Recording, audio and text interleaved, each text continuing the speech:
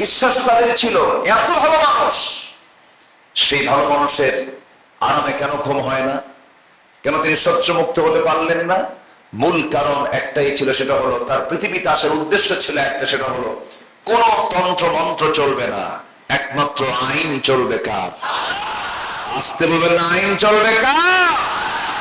আল্লাহ। এটা বলতে গেলেই আমরা দীর্ঘ 1.5 যুগ ধরে শুধু আমরা একটা গালি শুনেছি, সেটা হলো আমরা মৌলবাদী, আমরা জঙ্গিবাদী। আর শুনতে হবে না, দাঁড়িয়ে রাখলে, মাথায় টুপি দিলে, 5 ওয়াক্ত নামাজ পড়লে আর আমাদের এই গালিগুলো শুনতে হবে না আপাতত। জোরে বলি ইনশাআল্লাহ। কিন্তু কিছু শকুন কিন্তু এখনো আছে। শকুনগুলোর দিকে খেয়াল করার দরকার আছে না নাই? খেয়াল করতে হবে। আমার বন্ধুগণ, আল্লাহ রাব্বুল আলামিন আমার নবীর শানে বলে দিয়েছেন, লাকাদ কানা লাকুম ফি রাসূলিল্লাহি উসওয়াতুন হাসানাহ লিমান কানা ইয়ারজুল্লাহা ওয়াল ইয়াওমাল আখির ওয়া যাকারাল্লাহা কাসীরা। তোমাদের জন্য আদর্শের উত্তম বাস্তব নমুনা অন্য কেউ নন, মাত্র একজনকে আমি সিলেকশন দিয়েছি। তিনি অন্য কেউ নন, যার সম্মান মর্যাদা আল্লাহর পরে, যার সম্মান মর্যাদা, যার নেতৃত্ব সূর্য যতদিন উদয় হবে অস্ত যাবে, তার নেতৃত্ব ততদিন এই দুনিয়ায় বহাল থেকে যাবে। তিনি অন্য কেউ নন, যার চারিত্রিক সনদ কোন সুইডিশ একাডেমি দেয় নাই, যিনি পৃথিবীর কোন একাডেমি থেকে পুরস্কৃত হন নাই, তার পুরস্কার এসেছে আসমান থেকে। আসমানের মালিক নিজে পুরস্কৃত করে তার সার্টিফিকেট দিয়ে বলছেন, নুন ওয়াল কলমি ওয়া মা ইয়াসতুরুন মা আনতা বিনিআমাতি রাব্বিকা বিমাজনুন ওয়া ইন্না লাকা লাআজরান গায়রা মামনুন ওয়া ইন্নাকা লাআলা খুলুকিন আযীম। জোরে বলুন আল্লাহু আকবার। তোমাদের নবী মুহাম্মদ সাল্লাল্লাহু আলাইহি ওয়াসাল্লাম, তিনি হচ্ছেন সীমাহীন চরিত্রের তিনি আধার। এমন চারিত্রিক সনদ আল্লাহ রাব্বুল আলামিন তাকে দিলেন। কোন সময়ে দিলেন? যে সময় মক্কার মানুষগুলো রাসূলকে গালি দিয়ে দিয়ে রাসূলকে, তার মনকে ভাঙার জন্য বারবার চেষ্টা করছিল। সন্তান ছেলে মেয়ে, সন্তান ছেলে হওয়া মেয়ে হওয়া না হওয়া, এটার ফয়সালা সম্পূর্ণ কার হাতে? আসতে বলবেন না, কার হাতে? আল্লাহ তাআলা রাসূলকে 4টা মেয়ে দিয়েছিলেন, কিন্তু প্রাপ্ত বয়স্ক ছেলের সন্তানের জনক তিনি ছিলেন না। সন্তান ছিল, ছেলের সন্তান শিশু অবস্থায় দুনিয়া থেকে বিদায় হয়ে যায়। 4টা ছেলের সন্তান ছিল তার, কাসেম, তাহির, তৈয়ব, ইব্রাহিম। তারা কেউ সন্তান পৃথিবীতে আসার সঙ্গে সঙ্গে দুনিয়া থেকে বিদায় হয়ে যায়। কাসেম রাদিয়াল্লাহু তাআলা আনহু, তিনি 7 বছর বয়সে দুনিয়া থেকে বিদায় হয়ে যান। নবীর পুত্র তিনি ছিলেন।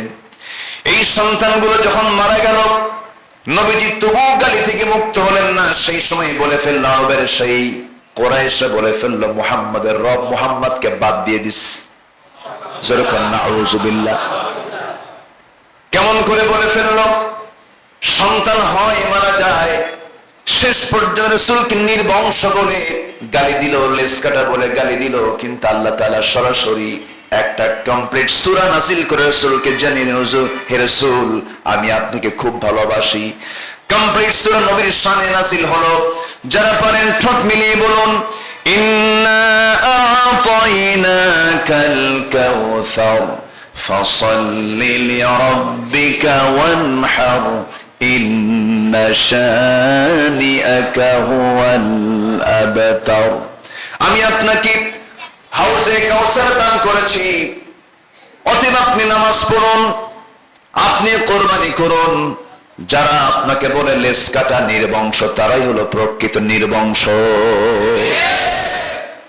নবীর পক্ষে কে? আবু লাহাব বলে, মুহাম্মদ তোর ধ্বংস হয়ে যাক। আমার নবীজি আবু লাহাবের 2 সন্তানের সাথে নিজের কন্যা দুইটাকে বিয়ে দিয়েছিলেন জাহেলি যুগে।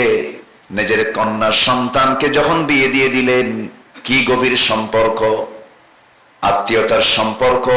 নিজের কন্যা দুইটাকে তার দুইটা ছেলের সঙ্গে বিয়ে দিয়েছেন। নবুয়ত পেলেন, ইসলাম যখন তিনি পেলেন, দিন যখন পেলেন, মেয়ে দুইটাকে তালাক দিয়ে তার মেয়ে দুইটাকে বাড়িতে পাঠায় দিল। ইসলাম মানতে গেলে পারিবারিক সম্পর্ক নষ্ট হতে পারে, সামাজিক সম্পর্ক নষ্ট হতে পারে, পিতা পুত্রের মধ্যেও বিরোধ লাগতে পারে কিনা বলেন? লাগতে পারে। এই জন্য ইসলাম মানতে গেলে মাথায় রাখতে হবে পারিবারিক বাধা আসবে, সামাজিক বাধা আসবে, ধনাঢ্যশ্রেণীর বাধা আসবে, রাষ্ট্রীয় বাধা আসবে। সকল বাধা ডিঙ্গিয়ে আমার আল্লাহর সঙ্গে ইসলাম নিয়ে টিকে থাকতে হবে। আমার বন্ধুগণ, আমার ভাইয়েরা, এই জন্য আদর্শ আমরা লালন করতে গিয়ে একটি আদর্শ আমরা লালন করব, যার আদর্শের সনদ, যার চারিত্রিক সনদ আল্লাহ নিজে দিয়েছেন, তিনি হচ্ছেন মুহাম্মদ সাল্লাল্লাহু আলাইহি ওয়াসাল্লাম। সূরা কালাম থেকে আমি আজকে একটু কথা বলার চিন্তা করছিলাম, রাস্তায়তে সময় চলে গেল। একটু পয়েন্ট আকারে একটু বলার চেষ্টা করছি, একটু মনোযোগ দিয়ে কতগুলো শুনবেন।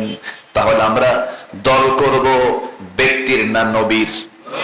বলেন, ব্যক্তির না নবীর? দল করব ব্যক্তির না আল্লাহর? বলেন, কার? আদর্শ মানব আমার নবীর, দল করব কার?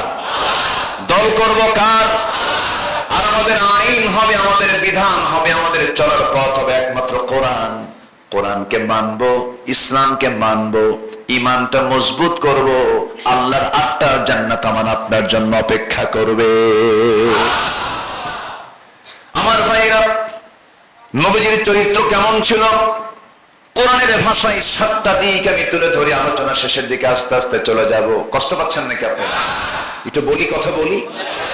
কোরআনের আয়নায় রাসূল কেমন ছিলেন একটু বলার চেষ্টা করছি। কিসের আয়নায়? কোরআনের আয়নায় রাসূল আমার কেমন একটু বলি, আমি শেষের দিকে আস্তে আস্তে চলে যাব।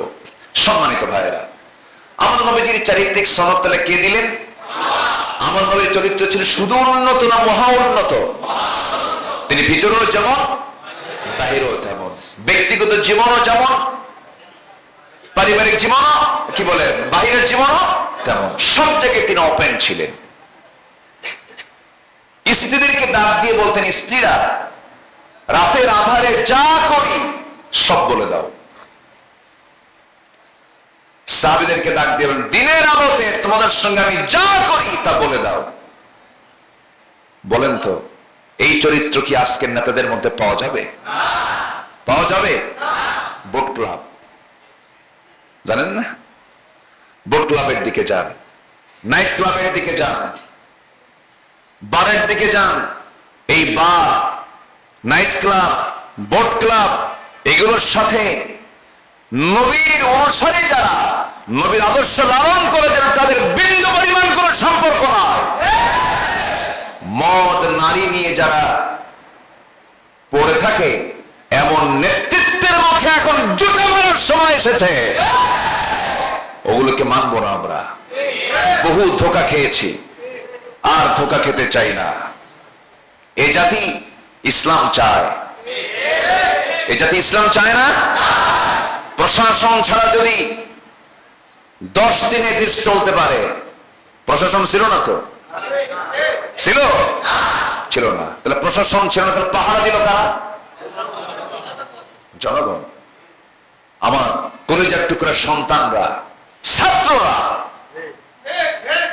আলহামদুলিল্লাহ বলে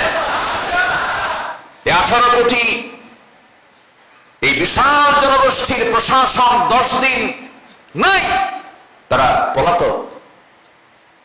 সেই জাতিকে 10 দিন প্রশাসন ছাড়া পাহারা দিয়েছে দেশের জনগণ, ছাত্ররা। এটা আশার দিক, এটা আশার দিক না? এটা আশার দিক। অবশ্যই হবে, এদেশে পরিবর্তন আসবে। জোরে বলি ইনশাআল্লাহ, জোরে বলি ইনশাআল্লাহ।